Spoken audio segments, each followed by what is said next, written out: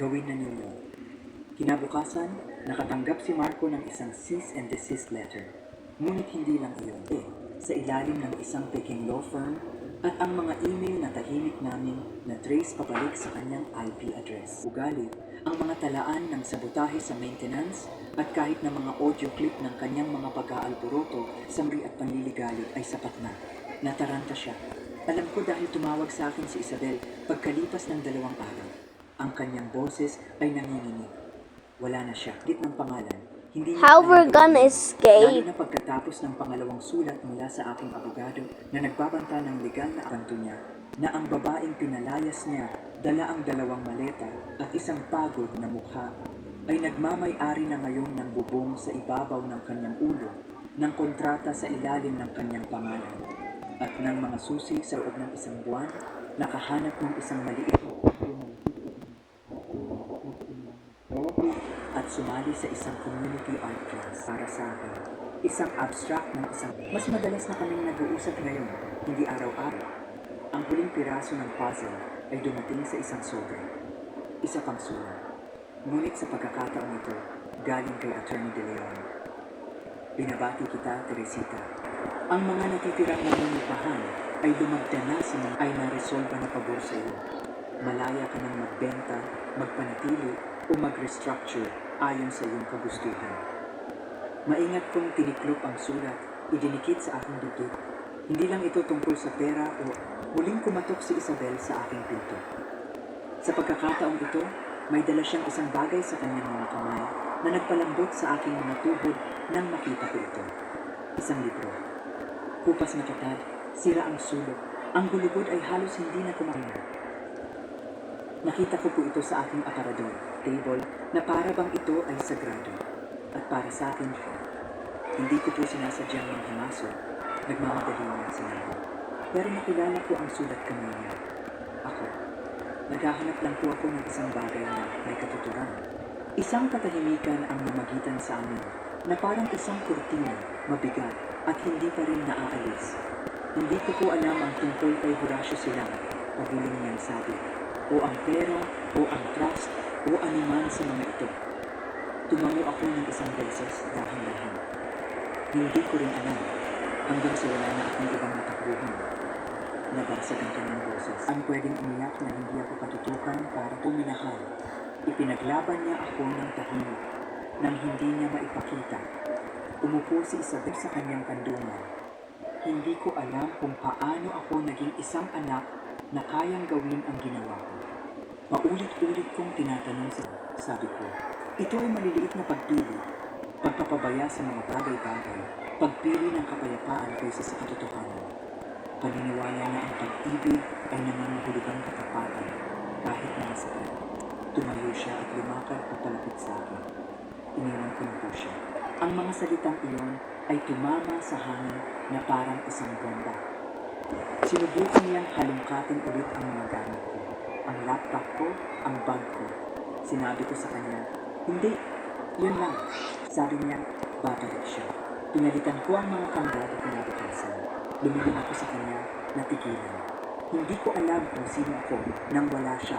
Pag-amin na, nanginginig ang boses. Ngunit mas gugustuhin kong malaman kaysa sa patuloy na nawala. Isang katahimikan ang namagitan sa amin, puno ng lahat ng hindi namin nasabi. Pagkatapos ay tumingin siya sa pala-aralan. Hindi ko naman nararapat ang ginawa ko, ang ginawa namin. Hindi ko naman maaayos, pero gusto kong subukan. Lumakad ako pabalik sa kanya dahan-dahan at naupo sa tabi niya. Dati, pinapangarap kong marinig ang mga salitang iyan, sabi ko. Ngunit kapag sinasabi mo sila ngayon, hindi nila inaayos ang nakaraan. Isinusulat nila itong muli. Tumingin siya sa akin, nalilito. Hinawakan ko ang kanyang kamay ng murahan. Nakikita mo na ako ngayon. Iyon ang nagpapabago sa lahat. Nanatili kaming magkasama roon ng matagal. Ang uri ng katahimikan na hindi masakit, kundi naghihilom. Ang uri na dumarating pagkatapos na sa wakas ay masabi ang katotohanan. Bago puminto siya sa pinto. Hindi ninyo ako pinalaki para maging mahina, sabi mo. Nakalimutan ko lang kung gaano kayo kalakas. Ngumiti ako ng malambing. Hindi, sabi ko. Hindi mo nakalimutan. tumigil ka lang sa pagtingin. At ngayon, nakikita na niya ang lahat. Hindi lang kung sino ako ngayon, kundi kung sino ako noong paman. Naibenta ko ang gusali noong kasagsagan ng tag-araw. Ang huling mga papeles ay nilagdaan sa isang maliwanag at walang ulat na mandas. Walang anumang seremonya, walang pagdiriwang. Isang tahimik na pag-click lang ng panulat. Isang matatag na pakikipagkamay. At ang bigat ng 3 taon ng pighati, pagtataksil at katahimikan ay sa wakas gumaan mula sa aking mga balika. Ang pera ay pumasok sa aking bank account kinabukasan. Ngunit hindi ako nagtira. Sa halip, nagsulat ako ng isang cheque, isang malaking halaga. Kalahati ng kita ay napunta sa isang lokal na kanlungan para sa mga kababaihan at mga bata na nasa krisis. Ang uri ng lugar na sana ay alam kong umiiral noong gabing nakatayo ako sa bangketa, dala ang 2 maleta at walang sino mang matatawagan.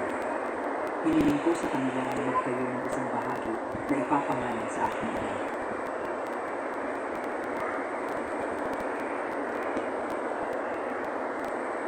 Ako si Alexander Keller, 48 taong gulang. Ako ay dating vice-direktor ng pananaliksik sa Mercer, isang kumpanyang nagraranggo ng kalidad ng buhay sa mga iba. Tuwing umaga, nagigising ako sa malamig na hangin, 15 degrees Celsius. Ang malaking bintana ay nakabukas, tanaw ang maputing kabundukan ng Alps, ang kape na tinimpla ng makina na nagkakahalaga ng 8,000 francs ay sakto sa oras. Hindi kailanman lumampas ng 10 segundo. Lahat ay perpekto hanggang sa nagsimula akong maramdaman na ito ay walang laman. 2 taon na ang nakalipas, nagbuto ako. Sinabi ng mga kaibigan ko na baliw ako, Alex, iniiwan mo ang buhay na pinapangarap ng lahat. Ngumiti lang ako at sinabi ko, gusto ko lang malaman kung ang perpektong buhay na ito ay sapat na ba talaga. Isang umaga, habang umiinom ng kape sa isang cafe sa gilid ng lawa, binuksan ko ang Forbes online. Isang malaking headline ang tumama sa akin. Inihayag ng Forbes ang pinaka-livable na bansa sa 2025, hindi Switzerland, kundi ang Pilipinas. Napatawa ako ng Survivors is prisoner blood.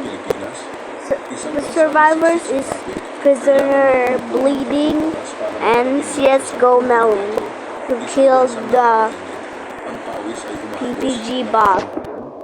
Whoa, he's dead.